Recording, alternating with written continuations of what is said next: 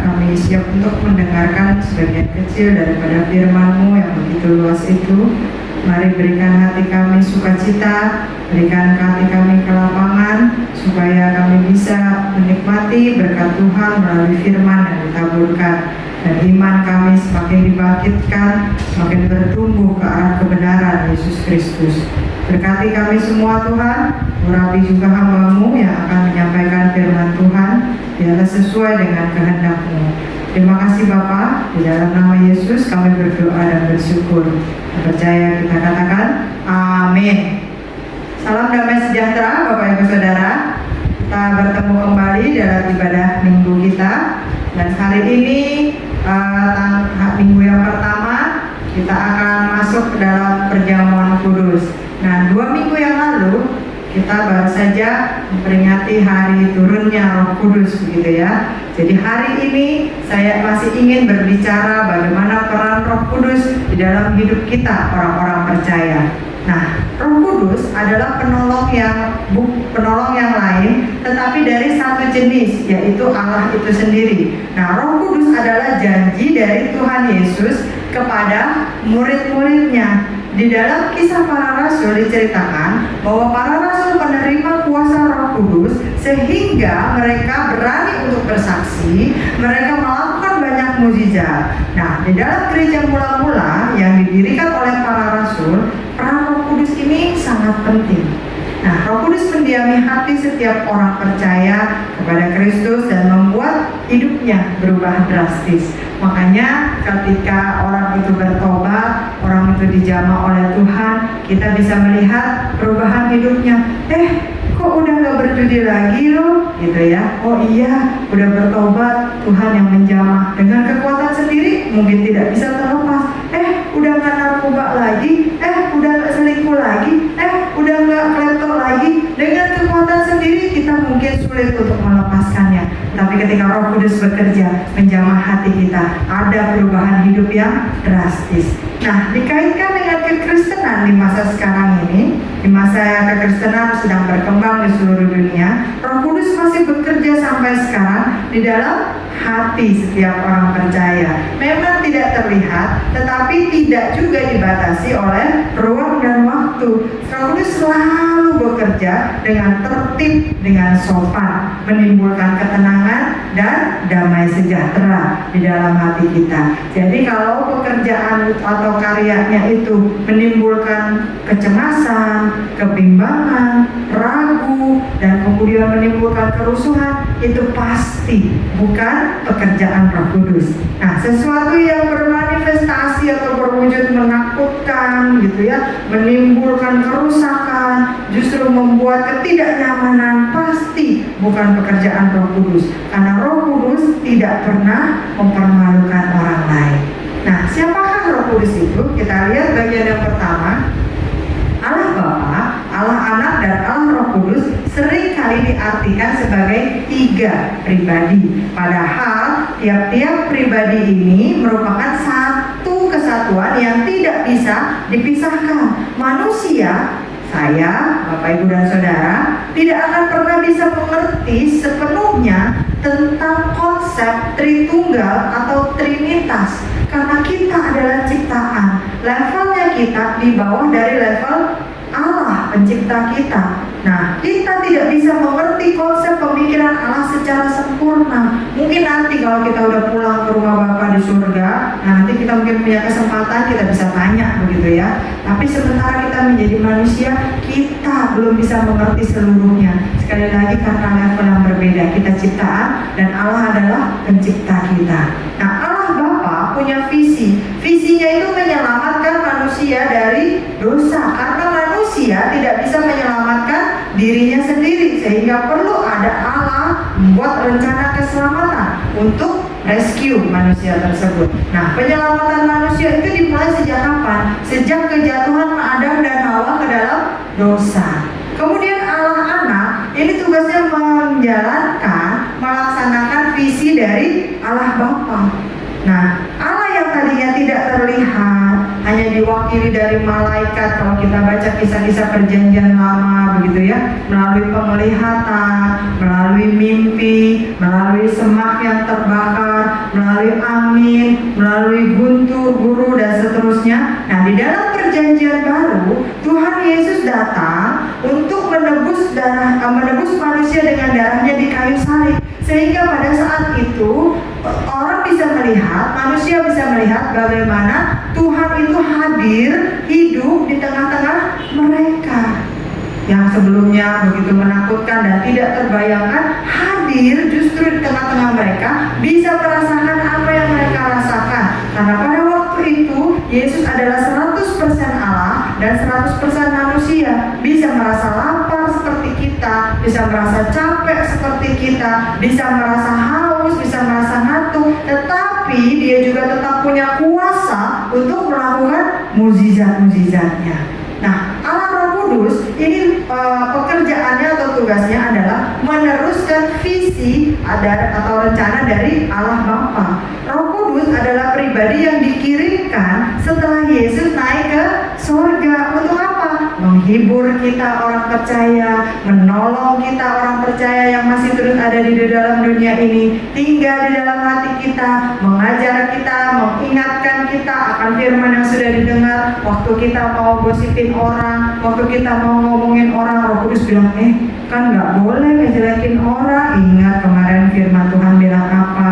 Waktu kita mungkin mau ngomelin pakai kebun binatang plus marga satwa, semua taman safari jadi satu, Roh Kudus mengingatkan dalam hati kita, kalau ngomel kira-kira bahasanya jangan kayak gitu. Ingat firman Tuhan yang udah dibaca kemarin apa? Nah, Roh Kudus punya peran penting dalam kehidupan rohani orang-orang percaya seperti saya, Bapak, Ibu, dan Saudara. Kemudian kita lihat yang kedua, peran dari Roh Kudus ini. Ngapain aja sih pekerjaannya? Yang pertama, Roh Kudus ini menginsafkan atau menyadarkan kita. Yohanes 16 ayat yang ke-8. Yohanes 16 ayat yang ke-8. Dan kalau ia datang, ia akan menginsafkan dunia akan dosa, kebenaran, dan penghakiman. Jadi dosa itu memang ada, kebenaran itu ya ada berdasarkan standarnya Allah, back to the Bible, dan penghakiman itu juga memang ada. Jangan bilang nanti orang kalau udah mati ya udah hilang begitu aja. Tidak. Roh Kudus mengajar kita, mengingatkan kita bahwa semuanya itu memang beneran ada loh. Itu bukan buat nakut-nakutin, tetapi fakta memang ada. Roma 8 ayat yang ke-15. Roma 8 ayat yang ke-15. Sebab kamu tidak menerima roh perbudakan yang membuat kamu menjadi takut lagi, tetapi kamu telah menerima roh yang menjadikan kamu anak Allah. Nah, oleh roh itu kita berseru, ya Aba, ya Bapa. Setiap orang punya kesadaran akan Allah, diakui atau tidak. Roh Kudus mengajarkan kebenaran Allah dalam pikiran manusia, meyakinkan kita melalui argumen-argumen yang berdasar dan beralasan bahwa kita adalah orang-orang yang berdosa. Nah, ketika kita diselamatkan dan kita menjadi milik Allah, Roh Kudus itu tinggal diam di dalam hati kita untuk selama-lamanya. Mau ngapain? Memateraikan kita, meneguhkan kita, mengesahkan kita, menjamin status kita permanen sebagai anak Allah, tidak bisa dirubah lagi. Tidak ada yang bisa mengubah atau memisahkan kita dari kasih Allah. Itu tugasnya Roh Kudus. Yang kedua, Roh Kudus itu membuat kita mengerti kebenaran. Nah, kehadiran Roh Kudus memungkinkan kita untuk bisa memahami atau menafsirkan firman Tuhan. Yohanes 16 ayat yang ke-13. Yohanes 16 ayat yang ke-13.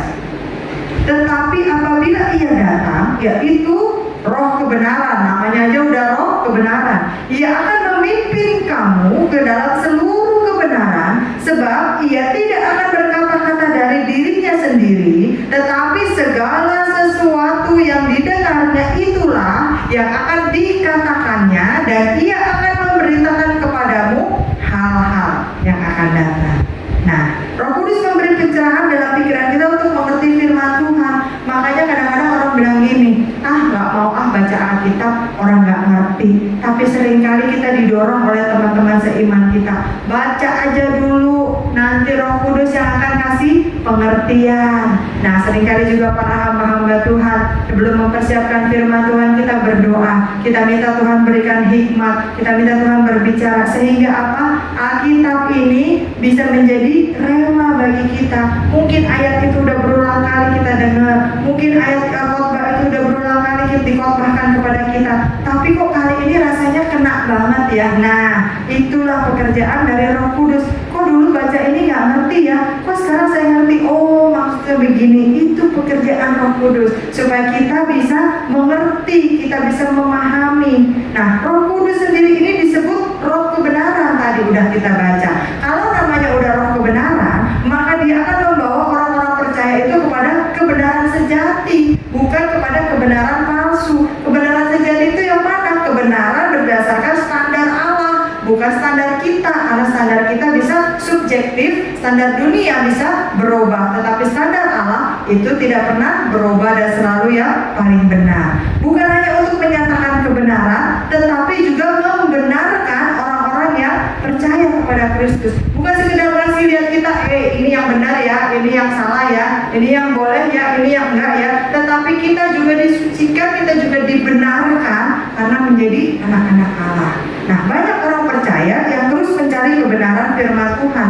Tanpa Roh Kudus, tidak ada seorang pun yang bisa paham kata-kata yang ada di dalam firman Tuhan. Walaupun sangat cerdas, walaupun jenius, mungkin IQ-nya 1000 begitu ya, udah angkanya outstanding lah 1000 begitu, nggak tahu ada atau enggak gitu ya. Tapi tanpa Roh Kudus, pasti pemahamannya, penafsirannya, pengertiannya akan jauh dari kebenaran, bahkan bisa juga melenceng jauh. Sekuat-kuatnya manusia berusaha dengan dirinya sendiri untuk memahami Allah tanpa bantuan Roh Kudus, maka dia justru malah akan sampai ke satu titik kebingungan, lalu pikirannya menjadi kabur, hatinya jadi ragu-ragu, malah lama-lama dia bisa-bisa tidak lagi percaya Allah itu ada. Salah satu contohnya adalah Charles Templeton, atau lebih dikenal dengan Chuck Templeton. Bapak Ibu masih ingat nama Billy Graham? Kalau disebut Billy Graham, semua orang pasti kenal. Beliau berpulang pada usia 99 tahun begitu ya. Nah, pada waktu itu ternyata bukan hanya Billy Graham yang menjadi pengkhotbah terkenal di masanya, tapi Billy Graham ini punya dua orang rekan, salah satunya bernama Chuck Templeton. Chuck Templeton ini justru lebih dikenal daripada Billy Graham. Dia masuk ke dalam bidang radio, dia masuk ke dalam bidang TV, dan dia justru lebih banyak pelayanannya ketimbang Billy Graham pada waktu itu. Tetapi akhirnya justru kenikmatan dunia membuat Chuck Templeton ini meragukan Tuhan. Di akhir-akhirnya dia meninggalkan Tuhan, bahkan dia membuat sebuah buku Farewell to God, dan dia menjadi seorang ateis. Tadinya adalah pengkhotbah luar biasa, pengkhotbah internasional, KKR di mana-mana dengan jumlah pendengar, jumlah jemaat yang luar biasa. Tetapi karena tidak mengikuti Roh Kudus, tanpa Roh Kudus, sampai akhirnya menjadi pikirannya kabur, hatinya ragu-ragu, dan bahkan berubah menjadi seorang ateis. Ketika mata rohani seseorang dicelikkan oleh Roh Kudus, maka ia bisa mengerti tentang kebenaran-kebenaran tersembunyi yang mungkin selama ini dia nggak tahu. Baca Alkitab ya baca aja, dengar khotbah ya dengar khotbah aja. Satu kali plak, kok bisa ngerti ya? Oh, itu maksudnya Tuhan. Oh, itu maksud ayatnya. Oh, itu ya yang Tuhan ajarkan dalam hidup saya. Nah, seseorang bisa mengerti sebuah kitab dengan lebih mudah jika ada penulis yang menulis kitab itu ada di sampingnya. Untuk apa? Menerangkan tulisan tersebut. Nah, ketika manusia ada di dalam pimpinan Roh Kudus, maka pikirannya akan dibukakan dan diarahkan oleh Roh Kudus. Roh Kudus adalah penuntun utama. Kalau penuntun biasanya jalannya di depan, dia untuk mengarahkan. Dia memimpin arah mana yang mesti dilewati. Kiri, kanan, depan, belakang. Dia menyingkirkan segala rintangan yang ada. Dia membukakan pengertian, dan dia memberikan pewahyuan sehingga segala sesuatu menjadi lebih jelas bagi kita. Tanpa tuntunan Roh Kudus, kita pasti akan jatuh dalam kesalahan. Roh Kudus yang mengingatkan semua manusia tentang ajaran Kristus. Bapak Ibu Saudara pernah nggak ngalamin, oh iya tuh keingat ayat itu tuh ya, oh iya tuh benar. Nah, itu pekerjaan Roh Kudus. Waktu kita lagi sedih, terus kita keingat ada lagu pujian yang dinaikkan, lalu kita ikut menyanyi di dalam hati atau kita nyanyi sendiri di rumah, itu pekerjaan Roh Kudus. Waktu kita mau melakukan sesuatu kesalahan dan tiba-tiba kemudian ada yang mengingatkan, misalnya kunci rumah ketinggalan, kita udah mau keluar, kunci ketinggalan. Nah, itu pekerjaan Roh Kudus. Waktu kita di gereja mungkin kita masih bisa kumpul ibadah dan kita tidak kusuk dalam beribadah, kita tidak hormat, kita terganggu dengan hal yang lain. Kemudian ibadah tuh harus kusuk, harus konsentrasi, harus fokus biar dapat berkatnya. Itu pekerjaan Roh Kudus. Nah, Roh Kudus mengingatkan manusia tentang semua ajaran Kristus. Kita lihat Yohanes 15 ayat yang ke-26. Yohanes 15 ayat yang ke-26. Jikalau penghibur yang akan kuutus dari Bapa datang, yaitu Roh kebenaran yang keluar dari Bapa, ia akan bersaksi tentang aku. Jadi yang diomongin semuanya tentang Kristus. 1 Korintus 12 ayat yang ke-3. 1 Korintus 12 ayat yang ke-3. Karena itu aku mau meyakinkan kamu bahwa tidak ada seorang pun yang berkata-kata oleh Roh Allah dapat berkata, terkutuklah Yesus, dan tidak ada seorang pun yang dapat mengaku Yesus adalah Tuhan selain oleh Roh Kudus. Jadi artinya kalau saya, Bapak, Ibu dan Saudara bisa percaya bahkan menerima Kristus Yesus sebagai Tuhan dan Juru Selamat satu-satunya di dalam hati kita, itu bukan usaha kita sendiri, tetapi itu adalah karya dari Roh Kudus yang mencerahkan pikiran kita, yang melembutkan hati kita sehingga kita menerima Yesus Kristus sebagai Tuhan dan Juru Selamat satu-satunya di dalam hati kita. Karena ada banyak orang di luar sana yang udah berbusa-busa dikhotbahin, udah bertahun-tahun diinjilin, tapi toh tetap keras hatinya, tetap menolak Kristus di dalam hidupnya. Nah, Roh Kudus meyakinkan kita tentang keilahian Yesus, tentang ketuhanan Yesus, inkarnasi Kristus sebagai Mesias, penderitaan dan kematiannya, kebangkitan dan kenaikannya, yang baru kita peringati juga, permuliaannya di sebelah kanan Allah Bapa, karena dia duduk di sebelah kanan tahta Allah sekarang ini, dan perannya sebagai hakim yang menghakimi segala sesuatu dengan adil. Itu semua yang Roh Kudus ajarkan dan yakinkan di dalam hati kita bahwa Yesus ini benar-benar Tuhan loh, bukan nabi, bukan manusia biasa doang, bukan manusia yang dituhankan dan selebihnya, dia benar-benar Tuhan. Nah, Roh Kudus memuliakan Kristus di dalam segala hal. Kita lihat Yohanes 16 ayat yang ke-14. Yohanes 16 ayat yang ke-14. Ia akan memuliakan aku, sebab ia akan memberitakan kepadamu apa yang diterimanya daripadaku. Itu yang kedua, mengerti tentang kebenaran, mengerti tentang firman Tuhan. Yang ketiga, Roh Kudus memberikan kita kuasa. Untuk apa? Kisah Rasul 1 ayat yang ke-8. Kisah Rasul 1 ayat yang ke-8. Tetapi kamu akan menerima kuasa kalau Roh Kudus turun ke atas kamu, dan kamu akan menjadi saksiku di Yerusalem dan di seluruh Yudea dan Samaria dan sampai ke ujung bumi. Nah, seperti dalam perjanjian lama, Allah memberi kuasa kepada para nabi-nabinya untuk memberitakan firman-Nya, kehendak-Nya, peringatannya, pesannya kepada manusia atau bangsa-bangsa. Nah, seperti itu jugalah kuasa yang Allah berikan melalui Roh Kudus bagi kita orang-orang percaya untuk apa? Bersaksi tentang Kristus. 1 Korintus 2 ayat yang ke-5. 1 Korintus 2 ayat 1 sampai yang ke-5. Demikianlah pula ketika aku datang kepadamu, saudara-saudara, aku tidak datang dengan kata-kata yang indah atau dengan hikmat untuk menyampaikan kesaksian Allah kepada kamu, sebab aku telah memutuskan untuk tidak mengetahui apa-apa di antara kamu selain Yesus Kristus, yaitu Dia yang disalibkan. Aku juga telah datang kepadamu dalam kelemahan dan dengan sangat takut dan gentar. Baik perkataanku maupun pemberitaanku tidak kusampaikan dengan kata-kata hikmat yang meyakinkan, tetapi dengan keyakinan akan kekuatan Roh, supaya iman kamu jangan bergantung pada hikmat manusia, tetapi pada kekuatan Allah. Kita lihat ayat satu lagi, 1 Tesalonika 5. 1 Tesalonika 1 ayat yang ke-5. 1 Tesalonika 1 ayat yang ke-5. Sebab Injil yang kami beritakan bukan disampaikan kepada kamu dengan kata-kata saja, tetapi juga dengan kekuatan oleh Roh Oh, memang kamu tahu bagaimana kami bekerja di antara kamu oleh karena kamu. Jadi seperti saya bisa berkata-kata seperti ini bukan hanya karena usaha saya mempersiapkan bahan-bahan khotbah, usaha saya dalam berdoa mencari hikmat Tuhan, tetapi lebih daripada itu ada Roh Kudus yang membuat saya bisa berkata-kata. Bapak Ibu Saudara, pernah saya ungkapkan bahwa saya sebenarnya adalah orang yang tidak terlalu suka untuk tampil di depan. Pada masa-masa saya kuliah, saya lebih suka untuk datang lebih pagi, bukan sebagai mahasiswa yang rajin, tapi karena saya pengen dapat tempat yang di pojokan. Kalau datangnya kesiangan, biasanya tuh tempatnya udah ditempatin orang lain gitu ya, dan rasanya tuh kusut banget gitu ya. Apalagi kalau datang makin siang, itu seperti di gereja, Bapak Ibu Saudara. Kalau Bapak Ibu Saudara datang terlambat, tempat yang penuh duluan di belakang.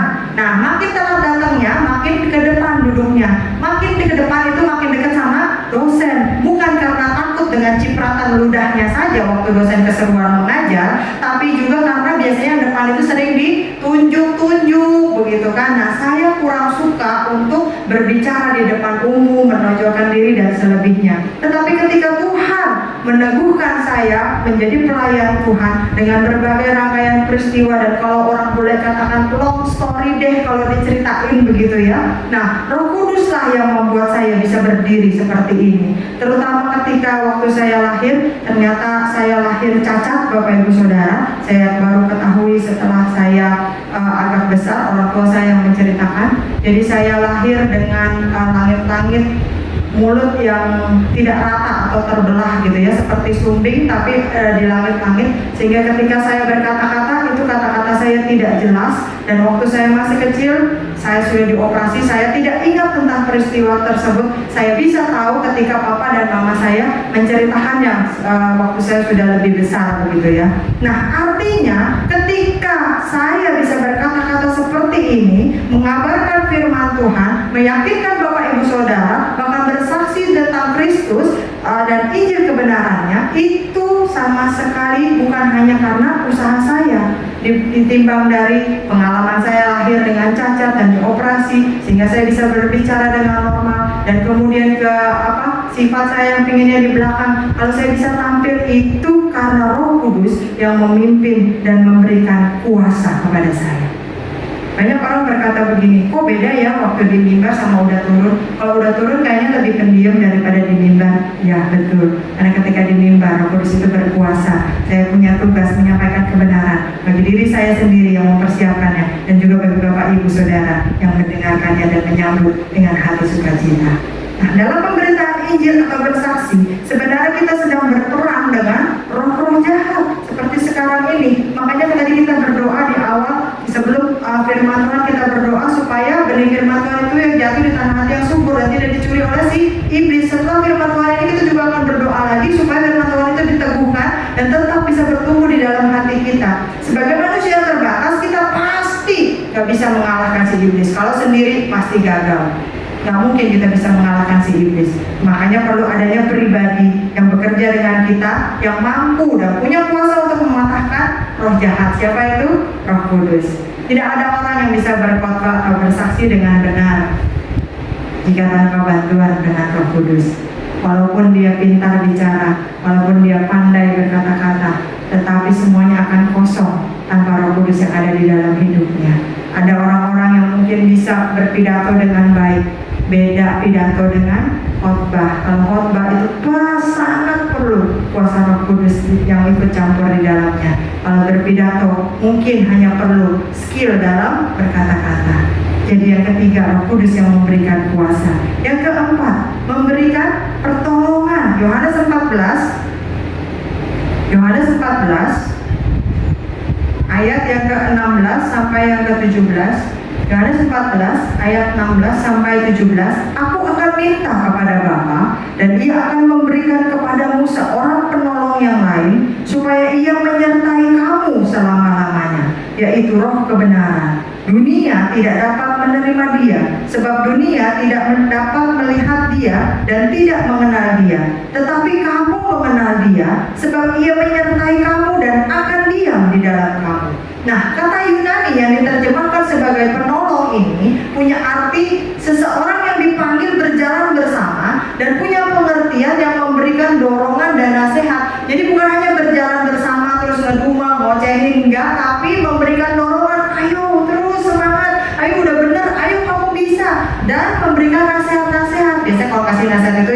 baik begitu ya. Nah, berdiam itu hubungannya dengan tinggalnya Roh Kudus secara permanen dalam hati orang percaya. Kita lihat Roma 8 ayat yang ke-9. Roma 8 ayat yang ke-9. Tetapi kamu tidak hidup dalam daging, melainkan dalam roh. Jika memang roh Allah diam di dalam kamu. Tetapi jika orang tidak memiliki roh Kristus, ia bukan milik Kristus. Yesus memberikan Roh Kudus sebagai kompensasi, sebagai pengganti atas ketidakhadirannya. Untuk apa? Untuk tetap mendampingi kita. Ngapain mendampingi kita? Terus melakukan pekerjaannya, terus melakukan karyanya di dalam dunia ini. Seolah-olah dia pengen berkata begini, seandainya aku bisa tetap ada di antara kamu, seandainya aku bisa tetap tinggal di antara kamu. Nah, karena dia nggak bisa, dia harus kembali ke surga untuk menyediakan tempat bagi kita, maka dia mengirimkan Roh Kudus untuk mendampingi kita, menggantikan kehadirannya. Seolah-olah dia ingin mengatakan begitu, menjadi roh penghibur, menjadi roh penolong di dalam hidup kita. Yang kelima, Bapak Ibu Saudara, Roh Kudus menghasilkan buah-buah roh. Yohanes 14 ayat yang ke-26. Yohanes 14 ayat yang ke-26. Tetapi penghibur, yaitu Roh Kudus, yang akan diutus oleh Bapa dalam namaku, dialah yang akan mengajarkan segala sesuatu kepadamu dan akan mengingatkan kamu akan semua yang telah kukatakan kepadamu. Nah, Roh Kudus juga berperan sebagai penghasil buah roh dalam kehidupan kita. Bapak Ibu masih ingat buah-buah roh itu apa? Lupa. Yuk kita lihat Galatia 5 ayat 22 sampai 23.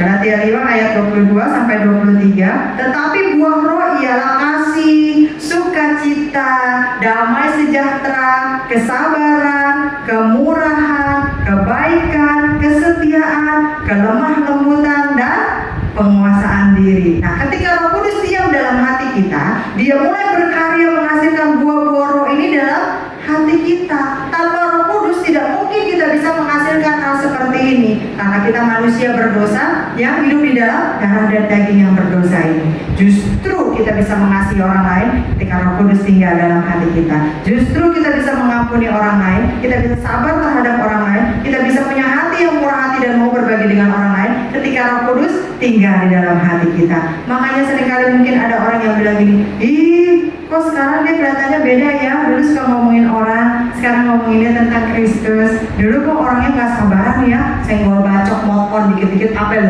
lu gitu kan. Kok sekarang sabar banget ya, kakinya keinjek aja, permisi ya, udah sampai bengkak, kakinya keinjek, udah sampai bengkak, maaf loh, saya mau minta tolong kakinya diangkat karena kaki saya keinjek kaki kamu gitu ya. Kayaknya kok sabar banget gitu ya, kalau ketemu orang shalom gitu. Terus kok orangnya sekarang suka berbagi ya, kalau dulu kikir loket kedekupin kopet, sekarang kok apa-apa dia mau sharing, dia mau berbagi gitu ya. Nah, orangnya suka cita loh sekarang, bukan karena ketawa-ketawa dulu, itu mah beda sama orang gila gitu ya. Tapi kok kayaknya ngeliat dia tuh ada sesuatu yang terpancar. Nah, itu semua karena apa? Roh Kudus yang ada di dalam hatinya menghasilkan buah-buah roh, bukan karena dia sendiri yang bisa, tetapi Roh Kudus yang berkarya melalui hidupnya.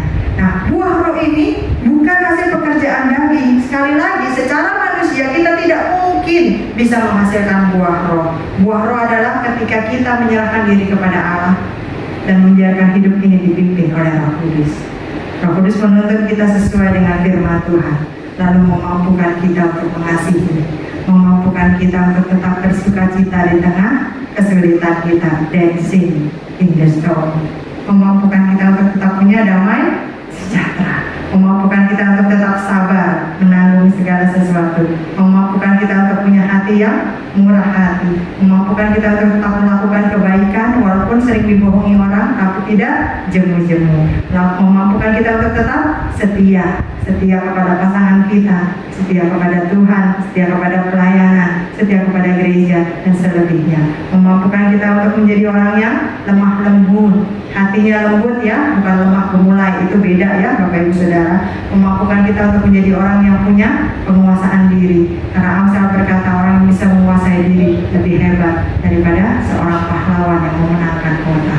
Nah, Bapak Ibu Saudara, Roh Kudus adalah pribadi Allah yang berdiam di dalam hati orang-orang percaya. Roh Kudus mencari dan menyelamatkan yang hilang. Dia mengungkapkan apa yang tersembunyi dari rencana Allah, memberitahukannya kepada kita. Roh Kudus memberikan otoritas dan kuasa wibawa dalam setiap tindakan kita orang-orang percaya untuk mengabarkan Injil. Roh Kudus memberikan penyertaan yang permanen. Dia tidak akan pernah meninggalkan kita.